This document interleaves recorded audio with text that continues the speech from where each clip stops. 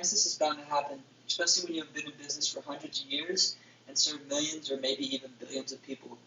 How you react in a crisis can make all the difference. When a company finds itself in a crisis situation, they are under immense pressure and don't have time to waste. A quick and decisive plan for action must be established and utilized with urgency.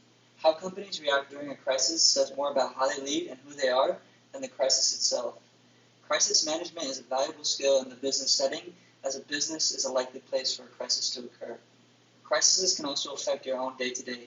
The crisis examined will be the Exxon Valdez, Deepwater Horizon, and Johnson & Johnson. We're going to compare the circumstances and analyze each crisis's aftermath and response.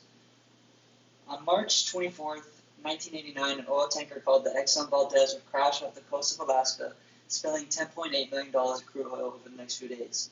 Exxon Valdez immediately affected tourism and fishing industries, costing 26,000 jobs and $2.8 billion in revenue, according to NOAA, the National Oceanic and Atmospheric Administration.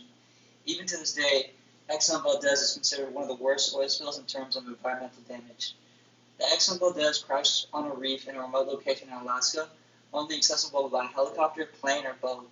Factors contributing to this crash were lack of ship personnel, training, negligence, lack of communication, and also the captain, Joseph Hazelwood, who was reported to have been drunk.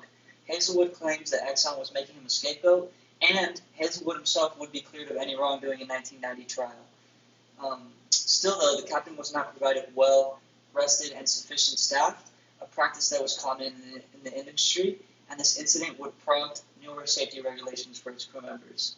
Cleanup started shortly after using boats. Despite civilians insisting a total thorough clean, only 10% of the oil was actually cleaned up. In 2014, Exxon denied concerns about the remaining oil, stating that they anticipate the remaining fraction will not cause long-term ecological impact. NOAA has reported that some species have recovered to pre-disaster numbers, but fear that one pot of workers may eventually die out as a result of the spill. Exxon denied responsibility for the largest environmental disaster, downplaying it from the start, slandering their captain, and even to this day has failed to pay for damages in full. Let's take a look at a similar example, the Deepwater Horizon, which occurred on April 20th, 2010. It's a BP oil rig that spilled 5 times as much oil and is considered the largest oil spill in history.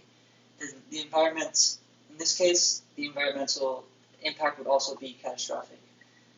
When this accident happened, the immediate pressure by the media forced BP to act quickly and make a public statement. BP first attempted to shut off the rig using a piece of engineering that was meant to shut off the oil in these type of situations. This rig would actually end up failing. BP would then go and put a 125-ton containment dome over the spill. This containment method had never been tried in such deep waters and would also fail. BP was also able to benefit from an early response, able to maintain the spill with other experimental methods such as coaxic dispersant and oil-eating microbes. Due to a law passed due to the aftermath of Exxon Valdez, this law would mean that BP was responsible for being the operational authority and coordinating a response. On June 16th of 2010, BP would establish an emergency fund of $20 billion and use this fund for natural resource damage, response costs, and to settle claims. On April 15th of 2014, BP claimed that the cleanup was complete, a claim the U.S. Coast Guard would deny. In September of the same year, the Supreme Court ruled that BP was responsible for negligence and made to pay $18.7 billion in fines, the largest corporate settlement in U.S. history. In 2009, testing funded by BP and conducted by the state of Louisiana showed no toxic chemicals in fish, shellfish, water, and sand in the affected area. Both companies faced ecological disasters that would result in hefty fines and lack of public trust that also affected their brand.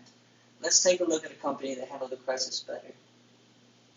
From September to October of 1982, an unknown person had been lacing bottles of extra-strength Tylenol with cyanide in the Chicago metro area, leading to 7 deaths.